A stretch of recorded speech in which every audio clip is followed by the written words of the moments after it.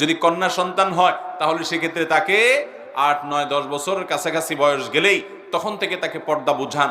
কেন পর্দা করতে হবে? একজন নারী তার সম্ভ্রম, তার ইজ্জত, তার আত্মসম্মান, আত্মমর্যাদার জায়গা থেকে তাকে নিয়ে কাউকে বাজে চিন্তা করতে দিবে না তিনি এই জায়গা থেকে, এবং সমাজে মানুষের ফিতনার কারণ হবেন না তিনি, তার কারণে কেউ বিপদগামী হবে না, কোনো যুবক, কোনো তরুণ।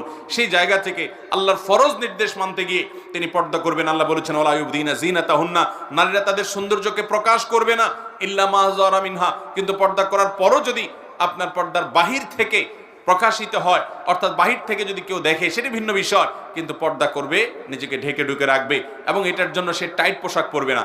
অনেক মহিলারা আছেন যে আজকাল প্রচুর পরিমাণে টাইট পোশাক আশাক পরেন, পুরুষদের মতো পোশাক আশাক পরেন, শার্ট প্যান্ট পরেন। মনে রাখবেন নবী করিম সাল্লাল্লাহু আলাইহি সাল্লাম বলেছেন লানাল্লাহু আল মুতাশাব্বিহাতু মিনান নিসাই বির রিজাল, ওই মহিলাদের প্রতি আল্লাহ লানত এবং গজব নাজিল হয় যারা